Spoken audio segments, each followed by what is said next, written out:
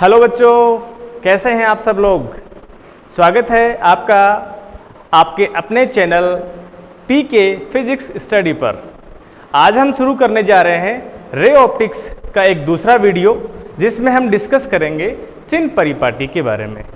इससे पहले हम रे ऑप्टिक्स में क्या पढ़ चुके हैं, प्रकाश का परावर्तन क्या होता है, समतल दर्पण से प्रकाश का परावर्तन किस प्रकार होता है तथा गोलीय दर्पणों से प्रकाश का परावर्तन क्या होता है।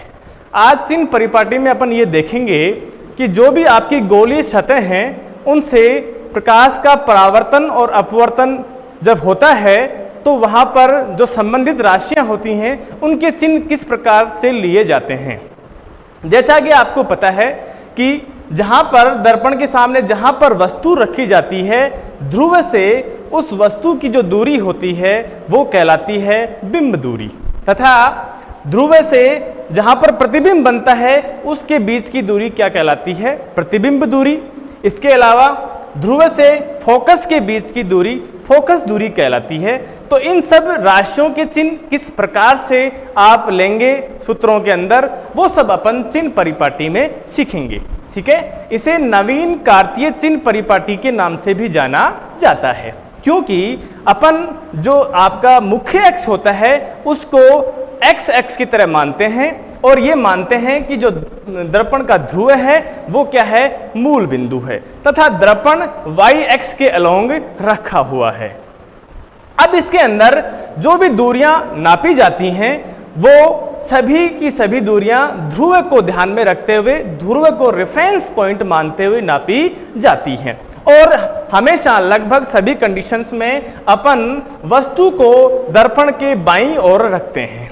जब वस्तु को दर्पण के बाईं ओर रखेंगे तो वस्तु से दर्पण के ऊपर किरणें आपतित होंगी और ये क्या होगी, आपतित किरण की दिशा।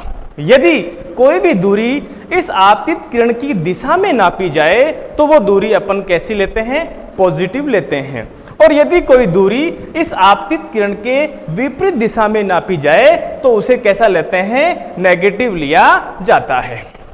इसके अलावा जो आपका मुख्य अक्ष है, मुख्य अक्ष के लंबवत ऊपर की ओर जो भी दूरी नापी जाती हैं उन दूरियों को कैसा लेते हैं, पॉजिटिव लेते हैं, तथा मुख्य अक्ष के नीचे की ओर जो दूरियां नापी जाती हैं उन्हें कैसा लिया जाता है, नेगेटिव लिया जाता है। इन सब बातों के आधार पर आप U, V, F और R जो राशियां हैं उनके चिन्ह डिसाइड कर सकते हैं। तो इसके महत्वपूर्ण बिंदु क्या हैं वो आप दोबारा देख लें। वस्तु हमेशा दर्पण के बाईं ओर रखी जाती है और मुख्य अक्ष के ऊपर रखी जाती है, तथा सभी दूरियां दर्पण के ध्रुव से नापी जाती हैं। ये पहला पॉइंट है।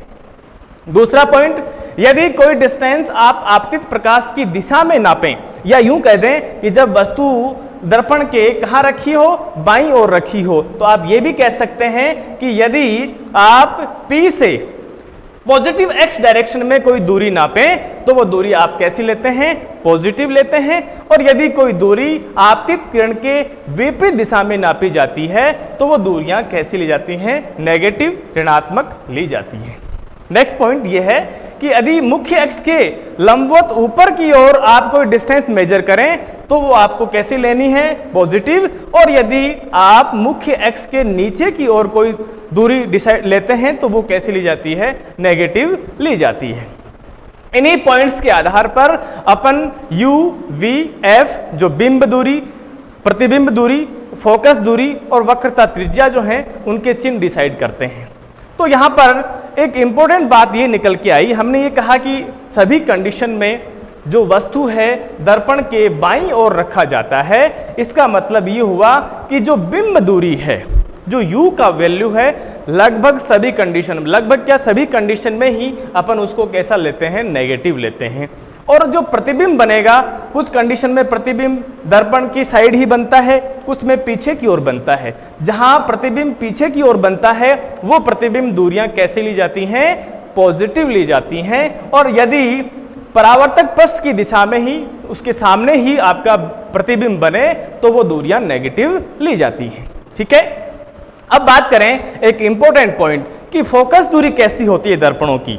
यदि अवतल दर्पण है तो अवतल दर्पण का फोकस इस साइड होता है, इसका मतलब अवतल दर्पण की फोकस दूरी आप आपतित किरण के विपरीत दिशा में जाके नापेंगे तो वो कैसी होगी, नेगेटिव होगी। और जो आपका उत्तल दर्पण होता है, क्योंकि उसका फोकस पीछे की ओर होता है, तो आप आपतित किरण की दिशा में ही चलेंगे तो वो दूरियां कैसी ली जाती हैं, नेगेटिव ली जाती हैं। क्लियर है सब बच्चों को? ये था आपका साइन कन्वेंशन। यही चिन्ह परिपाटी आगे जब अपन गोलीय सतहों से अपवर्तन पढ़ेंगे तो वहां भी लगभग यही चिन्ह परिपाटी रहने वाली है, ये वहां भी काम में आएगी। नेक्स्ट अपन शुरू करने जा रहे हैं दर्पण सूत्र, मिरर फॉर्मूला। इसके अंदर आपको दो तरह के सूत्र पढ़ने हैं। एक सूत्र जिसके अंदर अपन फोकस दूरी और दर्पण की वक्रता त्रिज्या के बीच संबंध स्थापित करेंगे, ठीक है। और दूसरा है जिसके अंदर अपन u, v और f, u का मतलब बिंब दूरी, v का मतलब प्रतिबिंब दूरी और f आपका होता है फोकस दूरी, इनके बीच में संबंध स्थापित करेंगे। तो सबसे पहला तो दर्पण की फोकस दूरी जिसके अंदर क्या निकालते हैं, r व f में संबंध स्थापित करेंगे, वो देखिए आप। ये स्थापित करने के लिए अपन ने ये ऐसा मान लिया कि ये आपके पास एक क्या है, दर्पण। कौन सा दर्पण है, अवतल दर्पण है, ठीक है। इसकी जो परावर्तक पृष्ठ है इसके ऊपर अपन ने कोई एक किरण आपतित करवाई है। कौन सी किरण, AM किरण आपतित करवाई है। ये किरण मुख्य अक्ष के पैरेलल है। तो दर्पण से परावर्तन के पश्चात ये कहां से जाएगी, फोकस से जाएगी। तो परावर्तित होने वाली किरण यहां अपन ने क्या ले ली, MB ले ली, ठीक है। जिस बिंदु पर किरण आपतित हो रही है, दर्पण के उस बिंदु को यदि अपन वक्रता केंद्र से मिला दें, दर्पण के वक्रता केंद्र से मिला दें तो वो कहलाता है अभिलंब। तो यहां पर अपन ने एक MC अभिलंब खींच दिया और साथ ही अपन ने बिंदु M से मुख्य अक्ष के ऊपर एक लंब डाल दिया। कौन सा लंब, MN,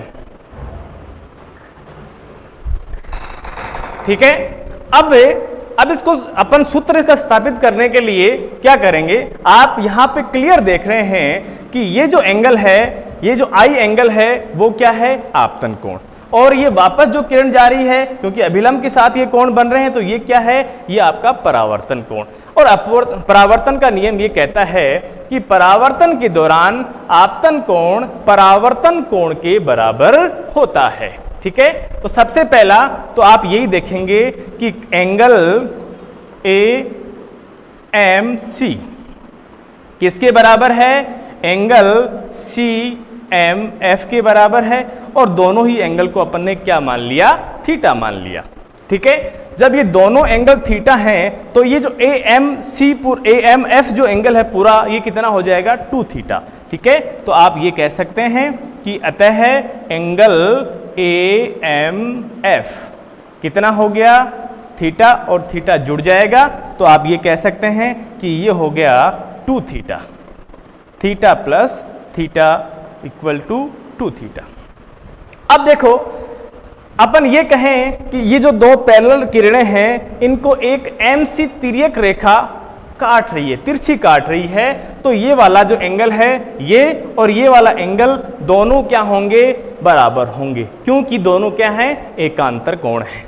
इसके अलावा यदि कहते हैं कि इन दोनों समानांतर किरणों को एक तिर्यक रेखा कौन सी, MB काट रही हो, तो ये पूरा एंगल इस एंगल के बराबर होगा। और कितना होगा, 2 थीटा, क्योंकि ये भी क्या होंगे, एकांतर कोण। तो आप यहां से ये कह देंगे कि एंगल AMC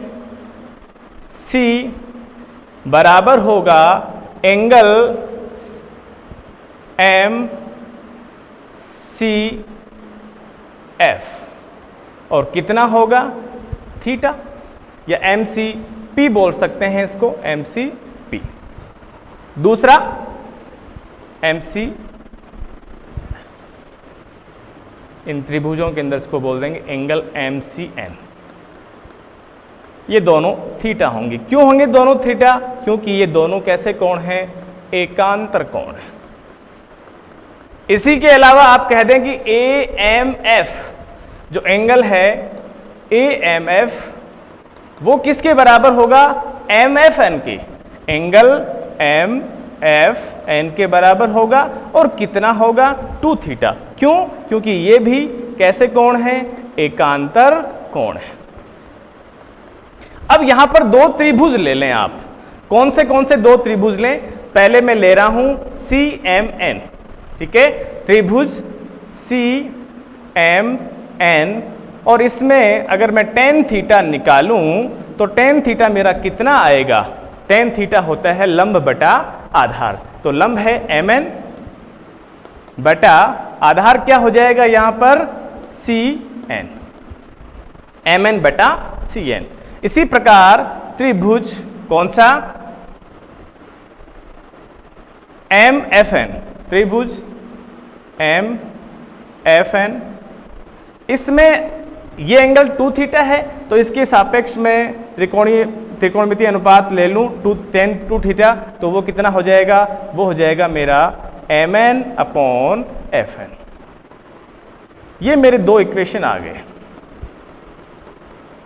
अब मैं यदि ये मान लूं कि यदि अजम्पशन ले लूं यदि दर्पण का द्वारक बहुत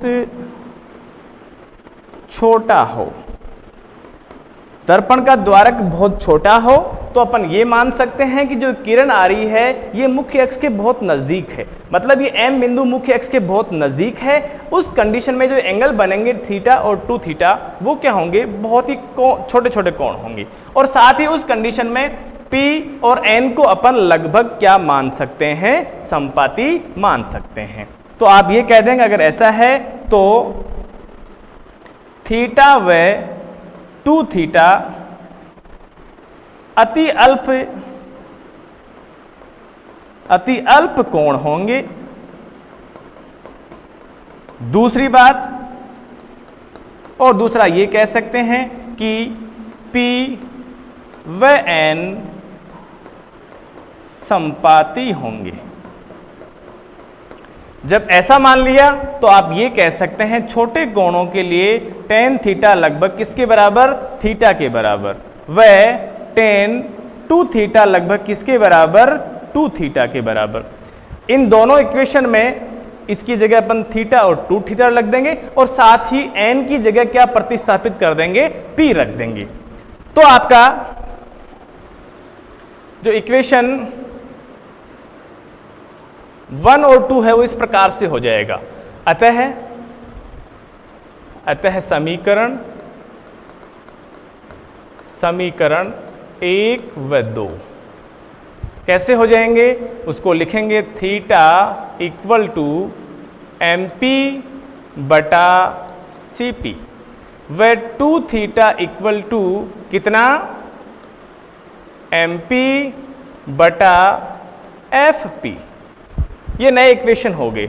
इन इक्वेशन को नंबर दे दें 3 और 4। यदि 3 से थीटा का वैल्यू 4 में पुट कर दें, समीकरण 4 में थीटा का मान रख दें, ये वैल्यू जब पुट करेंगे तो ये हो जाएगा 2 into MP upon CP equal to MP upon FP। MP से तो MP कट रहा है तो इक्वेशन आपका इस प्रकार से आ गया 2/CP equal to 1 upon FP। ठीक है। अब यदि चिन्ह परिपाटी काम में लें, चिन्ह परिपाटी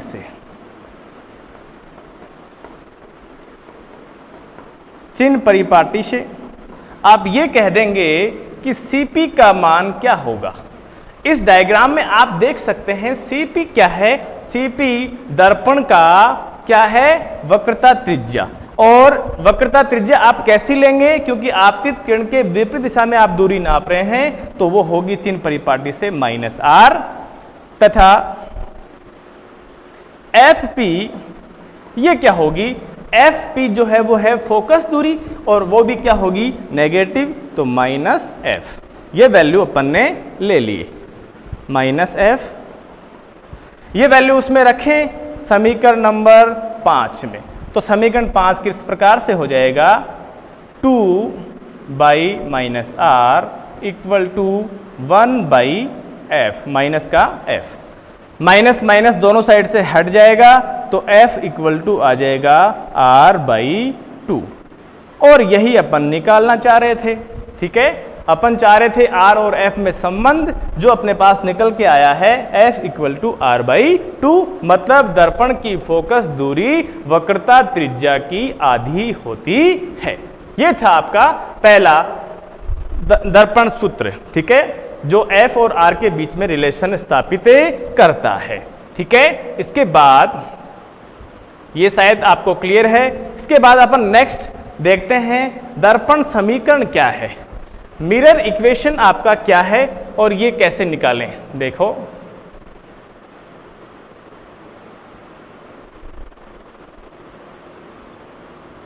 मिरर इक्वेशन, ठीक, वापस आ जाते हैं।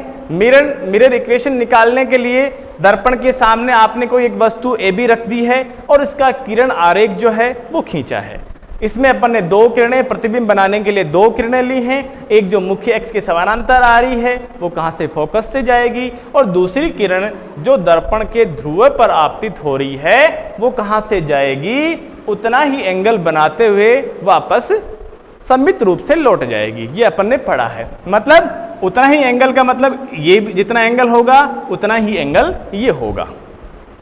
अब इसे समझने के लिए यहां पर वापस आप इस डायग्राम पे आते हैं। देखो, सबसे पहले आप ये करें कि इसमें जो ए बी आपने मान लिया कि आप बिंब क्या है, आपका ए बी है, और उसका प्रतिबिंब क्या बन रहा है, ए डैश बी डैश बन रहा है।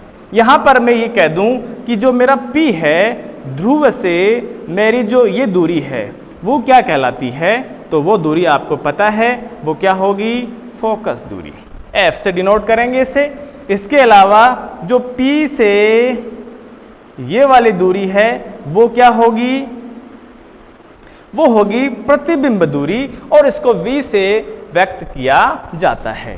ठीक है, तीसरा, ध्रुव से जहां वस्तु रखी है उनके बीच की दूरी क्या कहलाती है, बिंब दूरी, और इसे किस से व्यक्त करते हैं, U से व्यक्त करते हैं। तो दर्पण समीकरण क्या होता है, जिस दर्पण में अपन जिस दर्पण के लिए अपन U, V और F के बीच में जो रिलेशन निकालते हैं वो रिलेशन ही आपका क्या कहलाता है, दर्पण समीकरण, मिरर इक्वेशन।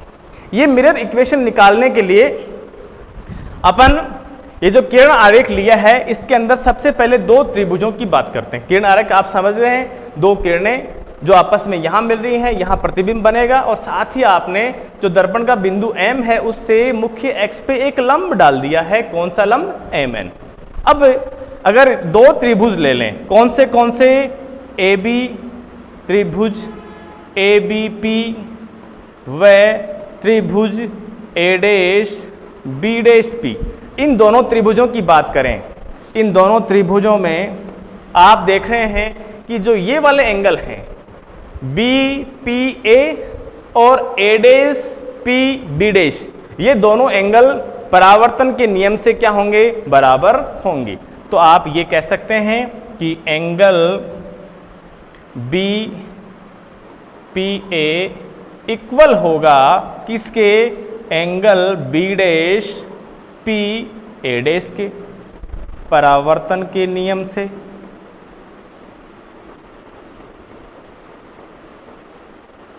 ठीक है, दूसरा, इसके अंदर आप ये देख रहे हैं कि ये जो एंगल है 90 डिग्री है, क्योंकि दोनों समकोण त्रिभुज हैं। तो दो एंगल, अगर दो त्रिभुजों के दो एंगल आपस में बराबर हों तो वो दोनों त्रिभुज कैसे होते हैं, समरूप होते हैं। वह एंगल BAP बराबर है angle B dash A dash P के, और कितना है, 90 डिग्री, समकोण है। जब दो एंगल बराबर हैं तो भुजा गुणधर्म से दोनों त्रिभुज क्या होंगे, समरूप होंगे। तो आप ये कह सकते हैं, अतः त्रिभुज ABP व त्रिभुज A dash B dash P क्या होंगे, समरूप होंगे। और समरूप को आप डायरेक्ट ही इस चिन्ह द्वारा व्यक्त कर सकते हैं।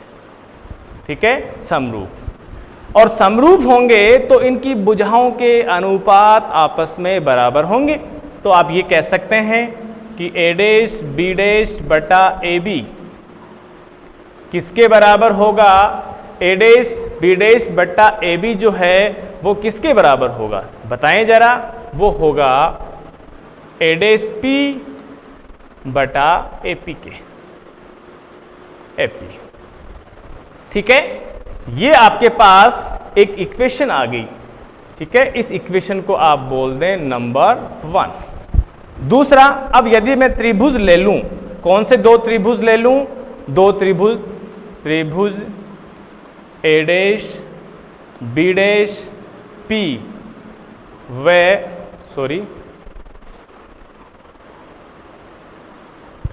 त्रिभुज ए डैश बी डैश एफ व त्रिभुज एफ एम एन। इन दोनों में देखूं तो आप देख रहे हैं दोनों समकोण त्रिभुज हैं।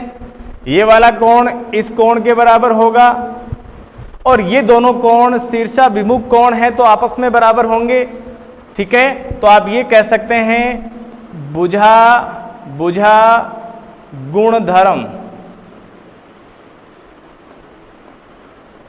गुणधर्म से दोनों त्रिभुज ए डैश बी डैश एफ व दोनों त्रिभुज समरूप होंगे।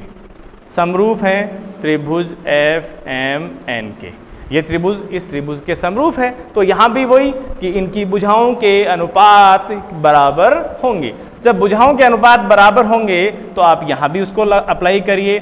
ये हो जाएगा ए डैश बी डैश बटा N M equal to A dash F बटा एफ एन। यदि अपन ये कह दें, यदि इस दर्पण का द्वारक कम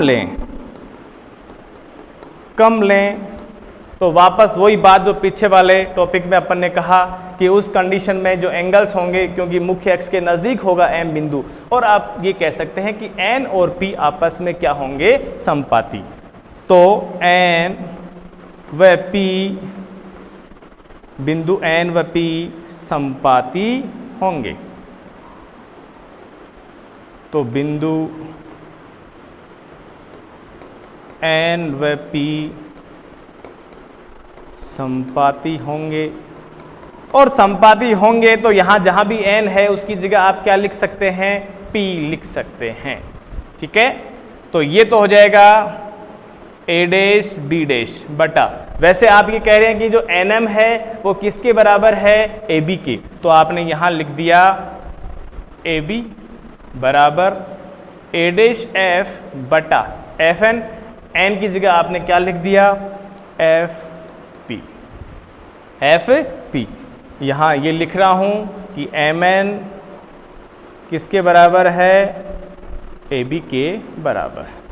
ठीक है, ये आपका इक्वेशन आ गया। इस इक्वेशन को देखिए, इसको आप ऐसा लिख सकते हैं a डैश b डैश बटा ab equal to a dash f। ये जो a डैश f है इसको मैं लिख सकता हूँ a dash p minus fp। ये हो जाएगा a dash p minus fp बटा नीचे कितना है? fp। तो नीचे आ गया fp। ये इक्वेशन आ गया मेरा सेकंड। ये मेरा सेकंड इक्वेशन आ गया। देखो a डैश b डैश बटा ab इसके बराबर है और सेकंड इक्वेशन में a डैश b डैश बटा ab इसके बराबर है। तो आप दोनों इक्वेशनों से ये कह सकते हैं कि ये दोनों टर्म भी आपस में क्या होंगे? बराबर होंगे। तो आप ये कह सकते हैं अतः समीकरण 1 व 2 से क्या हो जाएगा? 1 और 2 से a डैश p बटा AP इक्वल होगा a dash p minus FP by FP। चिन्ह परिपाटी लगाएं, इसमें चिन्ह परिपाटी से इनके वैल्यू रखें, चिन्ह परिपाटी, चिन्ह परिपाटी से आप देख रहे हैं एडेस पी, एडेस पी क्या है, एडेस पी आपकी है प्रतिबिंब दूरी v, लेकिन ये कैसी होगी, नेगेटिव, क्योंकि इंसिडेंट रे के अपोजिट डायरेक्शन में सारी दूरियां मेजर कर रहे हैं, तो सारी दूरियां कैसी लेनी है, नेगेटिव, तो ये हो जाएगा -v। इसके साथ ही अपन लिखें AP, तो AP क्या है, AP आपकी है बिंब दूरी, वस्तु की ध्रुव से दूरी जो है u, लेकिन यहां अपन उसको कैसा लेंगे, चिन्ह परिपाटी के अनुसार नेगेटिव लेंगे। वह एक चीज और है इसमें, वो है FP, FP आपकी क्या है, फोकस दूरी, और फोकस दूरी कितनी होगी, चिन्ह परिपाटी के अनुसार -f। ये सारे के सारे वैल्यू इस समीकरण नंबर 3 में रख दूं, तो समीकरण 3 मेरा क्या हो जाएगा, देखिए समीकरण 3 हो जाएगा -v बटा -u इक्वल टू -v और -f बाई f, माइनस का। ठीक है, यहां तक सब समझ रहे हैं। अब देखिए इसको और सॉल्व करें, तो ये दोनों चिन्ह आपस में क्या हो जाएंगे, माइनस माइनस से कैंसिल हो गया, प्लस, इसको वज्र गुणा कर दें तो ये कितना आ जाएगा, vf माइनस का इक्वल टू -uv, और ये क्या हो जाएगा, माइनस माइनस प्लस, प्लस को जब u से तो प्लस uf। यदि इसको चेंज कर दें, uv को उधर ले जाएं, vf को इधर लेके आ जाएं, तो ये हो जाएगा uv। ठीक है, सॉरी एक मिनट, इसको उधर ले गए तो ये हो गया uv माइनस